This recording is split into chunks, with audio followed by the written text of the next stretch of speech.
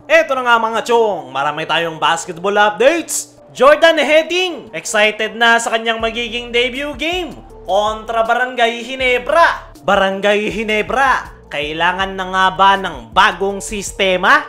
Ngayong All-Filipino nga mga chong, ay up and down ang performance ng Barangay Ginebra. At kahit nga may hinang kupunan gaya ng Blackwater at Terra Firma, ay hirap silang makuha ang panalo. Kaya naman sa video na ito ay pag-uusapan natin kung bakit tila hirap na ang Ginebra na makakuha ng panalo. At kung triangle offense pa rin ba ang tamang sistema para sa kanilang kupunan. Sa mga nakalipas na conference ay mapapansin ang pagbaba ng performance ng Barangay Ginebra. Consistent pa rin naman sila at 2 beses nakapasok ng PBA Finals. Pero sa 2 finals appearance na yan ay bigo silang makuha ang kampyonato.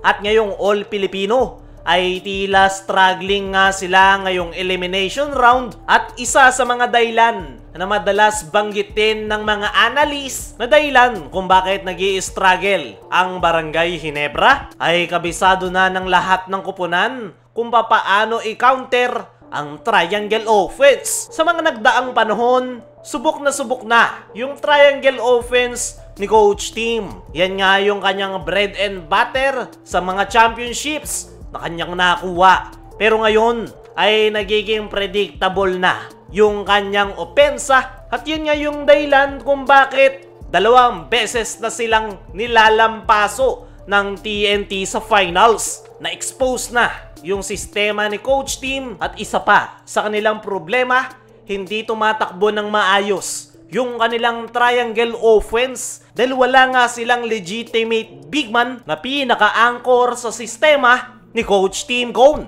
Kaya naman ngayong All-Filipino ay struggling yung kanilang kupunan. Pero paano nga ba makakapag-adapt ang Ginebra ngayong alam na ng mga kupunan kung papaano i-counter yung triangle? Kailangan na nga ba nilang baguhin yung kanilang sistema? Ito yung mga possible solutions na po pwedeng gawin ni Coach Tim. Una ay po pwedeng hybrid system. Nandun pa rin yung kanilang sistema na triangle at hahaluan lang ng modern pick and roll, pace and space at motion offense. Sa option na yan, hindi pa rin mawawala yung sistemang kinasanayan ni Coach Tim. Hahaluan lang ng modern play basketball at mas magiging maganda sana kung bibilisan nila yung kanilang tempo ng laro. Dahil kung titingnan mo yung kasalukuyang lineup ng Barangay Ginebra ay lahat nga ng kanilang mga players ay mabibilis at merong outside shooting.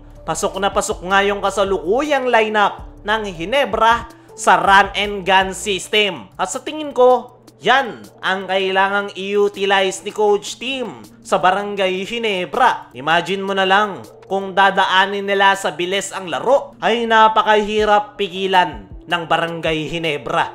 Nandoon sila RJ, Scotty, mga versatile pa ang mga yan hanggang sa forward at paniguradong mas mailalabas nila yung kanilang full potential. Sa ngayon, isa lang ang malinaw.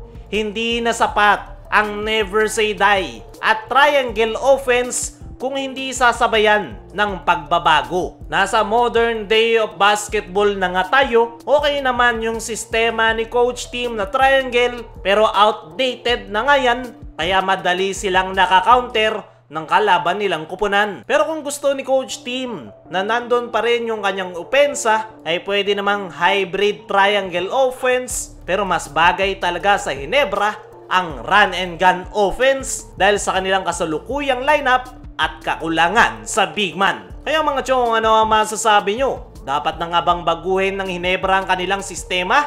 I-comment mo lang dyan sa ibaba. Dumako naman tayo dito sa kabilang balita. Jordan Heading, excited na sa kanyang magiging debut game kontra Barangay Ginebra. Ilang araw matapos ma-trade papunta ng TNT Tropang Giga ay present na nga si Jordan Heading sa team practice ng kanyang bagong kupunan. Kung matatandaan nyo, hindi ito naglalaro sa Converge dahil meron itong di umanong iniindang back injury. Pero noong ma-trade sa TNT ay agad-agad ay ready to play na. Ayon nga sa naging latest interview dito kay Jordan Heading ay masayang araw ito sa kanyang bagong koponan. Excited na nga rin daw ito sa kanyang magiging debut game kung saan Barangay Ginebra ang kanilang makakatapat. Isang malaking challenge nga raw yan para kay Jordan Heading dahil bago pa lang daw siya sa sistema ng TNT, pero at the same time ay isang magandang experience na nga raw agad ito para sa kanya dahil hindi nga daw basta-basta ang Barangay Ginebra at talagang masusubukan nga daw siya maging yung kanyang mga teammates dahil iba raw ang atmosphere every time na Ginebra ang naglalaro. Dagdag pa na itong si Jordan Heading na ibibigay niya nga raw ang kanyang best para matulungan ang kanyang koponan. Alam niya nga rin daw na mayroong rivalry ang TNT Tropang Giga at Barangay Ginebra. Kaya naman, wala nga raw sasayangin na oras at panahon etong si Jordan Heading at talagang kailangan daw nilang talunin ang Barangay Ginebra. Kayo mga chong, ano ang masasabi nyo sa sinabi ni Jordan Heading? Ano rin yung masasabi nyo na kailangan na ba ng Ginebra ng bagong sistema? I-comment mo lang dyan sa ibaba.